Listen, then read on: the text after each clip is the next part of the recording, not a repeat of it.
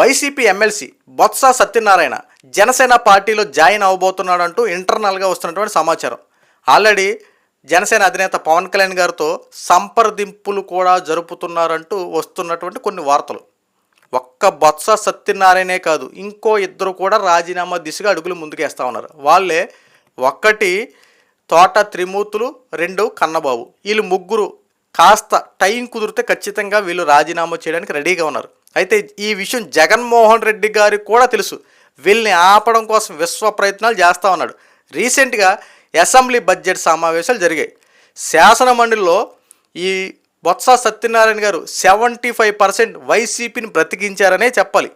తన గొంతుతో కూటమి అభ్యర్థుల్ని కాస్తో కోస్తో ఒక ప్రశ్న అడిగినా దానికి సమాధానం ఇచ్చినా కాస్త గొంతు లేపి వైసీపీ తరఫున తన వంతు కృషి చేసుకుంటా పార్టీని నిలబెట్టుకుంటా మాట్లాడుతూ ఉన్నారు. ప్రస్తుతం జగన్మోహన్ రెడ్డి దగ్గర A2 అంటే నెంబర్ 2గా కొనసాగుతున్నటువంటి ఈ బొత్స సత్యనారాయణ కనుక ఒకవేళ పార్టీ మారితే కనుక ఇక జగన్మోహన్ రెడ్డికి ఇక ఏం చేయాలో కూడా అర్థం కాదు. ఎందుకంటే ఆల్రెడీ ఎమ్మెల్సీలు చూసుకుంటే 4 రాజీనామా చేశారు. రీసెంట్గా మర్రి రాజశేఖర్తో కలిపి 5 ఎమ్మెల్సీలు రాజీనామా చేశారు. ఆల్రెడీ స్పీకర్కి అయ్యా బాబు మాకు ఖచ్చితంగా ఈ మేము పెట్టినటువంటి రాజీనామాను ఆమోదించండి అని చెప్పి మొన్న అసెంబ్లీలో దండాల మీద దండాలు పెడతా ఉన్నారు చైర్మన్కి. మరి ఆయన ఆమోదించేది చేస్తే కనుక ఖచ్చితంగా ఎమ్మెల్సీలు సస్పెండ్ మొత్తం వాళ్ళని రాజీనామా చేయడానికి అంగీకరిస్తే వాళ్ళు ఏ క్షణమైనా వాళ్ళు నచ్చితే వేరే పార్టీలకు వెళ్తారు, లేదంటే వేరే ఇంకేం చేయాలో ఇంటర్నల్గా వాళ్ళు ఏం చేయాలో కూడా ఆలోచిస్తూ ఉంటారు. అయితే ఇప్పుడు చూసుకుంటే కనుక ఈ బొత్స సత్యనారాయణ, ఈ తోట త్రిమూర్తులు, కన్నబాబు అయితే చాలా ఫిక్స్డ్గా ఉన్నారు. ఇక్కడ జనసేన పార్టీ అయితే ఈ కన్నబాబు త్రిమూర్తులు మాత్రం కుదిరితే జనసేన అవకాశం ఇస్తే జనసేనలోకి, లేదంటే బీజేపీలోకి వెళ్ళడానికి కూడా ఇంట్రెస్ట్ చూపిస్తున్నారు. ఇక్కడ ఈ బొత్స సత్యనారాయణ ఒక్కవేళ జనసేన పార్టీలో కనుక జాయిన్ అయితే ఇక తూర్పుగోదావరి జిల్లాకు సంబంధించి మొత్తం అట్రప్లాప్ అయిపోయినట్టే. ఇక బొత్స సత్యనారాయణ సీనియర్ పొలిటీషియన్ అక్కడ.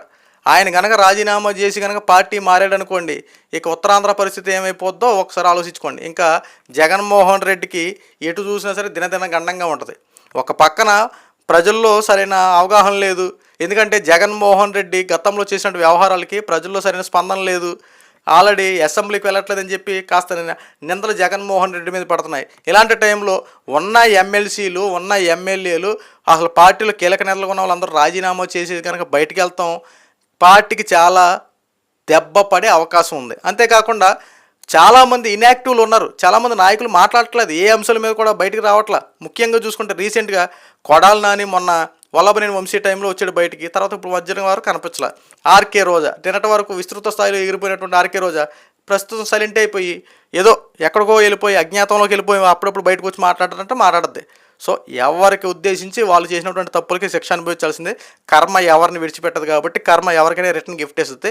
అయితే జనసేన పార్టీలో ఈ యొక్క బొత్స సత్యనారాయణ చేర్చుకుంటారంటే 100% చేర్చుకోవచ్చు. ఎందుకంటే జనసేన పార్టీ ఓట్ బ్యాంకింగ్ని పెంచుకోవాలనుకుంటే ఇలాంటి సీనియర్ పొలిటీషియన్లని జాయిన్ చేసుకో తప్పదు. ఎందుకంటే ఆ పార్టీ మనుగడ ఎలా ఉందంటే ఉన్న నాయకులు ఎవరైనా ఒక సీనియర్ పొలిటీషియన్స్ ఉంటే వాళ్ళకి కాస్త హైక్ పెరుగుద్ది, పార్టీ కూడా హైక్ పెరుగుద్ది. పవన్ కళ్యాణ్ ఆచి తూచి ఆలోచించే వ్యక్తి. అంత సాధారణంగా డిసిషన్ తీసుకోరు, ఒకటికి 10 సార్లు చెక్ చేస్తారు. ఒక మనిషిని చేర్చాలన్నా, ఒక మనిషిని తొలగించాలన్నా ఒకటికి 10 సార్లు ఆలోచిస్తారు. నాగబాబు గారికి సీట్ ఇవ్వడం కోసమే పవన్ కళ్యాణ్ గారు ఎన్ని రోజులు వెయిట్ చేయించారు ఒకసారి చూడండి. అక్కడ పోటీ చేపిస్తానన్నారు, అక్కడ పోటీ క్యాన్సిల్ చేశారు. అదన్నారు ఇదన్నారు. పవన్ కళ్యాణ్ గారు ఏకంగా సొంత అన్నయ్యనే పక్కన పెట్టి ఈ రోజుకి ఎమ్మెల్సీ ఇచ్చారని ఒకసారి ఆలోచించండి. ఎవరినైనా సరే బయట నుంచి వచ్చేటప్పుడు కాస్త ఆలోచిస్తారు. ఈ రోజున బొత్స సత్యనారాయణ గారు డైరెక్ట్గా వచ్చి జాయిన్ అవుతున్నారంటే జాయిన్ చేసుకుంటారో లేదో ప్రస్తుతం ఇంటర్నల్ సమాచారం. రాబోయే రోజుల్లో ఉంటుందో లేదా ఓడద్దో, లేదంటే జగన్మోహన్ రెడ్డి ఏమైనా బంపర్ ఆఫర్ ఇచ్చి ఈ యొక్క బొత్స సత్యనారాయణ ఆపేసుకుంటాడో, ఎల్లనేయకుండా ఆయన పగడ్బందీ చర్యలు తీసుకుంటాడో వేచి చూడాలి. ప్రస్తుతానికి వైఎస్ఆర్సీపీ పార్టీని భుజస్కంధాల మీద మోస్తుంది ఎవరైనా ఉన్నారు అని అంటే అది బొత్స సత్యనారాయణే చెప్పాలి. రీసెంట్గా అసెంబ్లీ బడ్జెట్ సమావేశంలో మాట్లాడిన విధానమే చూడండి, లేదంటే బయట ప్రెస్ మీట్లు పెట్టేటప్పుడు ఆయన వంతు కృషిగా ఆయన అన్నింటిలో ముందుండి నడిపిస్తున్నటువంటి విషయాలు చూడండి. అలాంటి బొత్స సత్యనారాయణ కనుక జనసేన పార్టీలోకి వెళ్తే జగన్మోహన్ రెడ్డి పరిస్థితి ఎలా ఉంటుందో ఒకసారి ఊహించుకోండి. ఇప్పటికే అవినీతి ఆరోపణలు ఎదుర్కొంటున్నటువంటి వైసీపీ పార్టీలు చాలామందికి మింగుడు పడట్ల. ఇక తోట త్రిమూర్తులు గారి విషయంకి వస్తే తోట త్రిమూర్తులు కూడా మంచి నాయకుడు. ఈ తోట త్రిమూర్తులు కూడా మంచి నాయకుడు. ఈయన ఆ పార్టీ చాలా పార్టీలో మారాడు, చాలా పార్టీలో ఉన్నటువంటి వ్యక్తి. ఈ తోట త్రిమూర్తులు గారు కూడా మంచి వాక్చాతుర్యం ఉన్నటువంటి వ్యక్తి.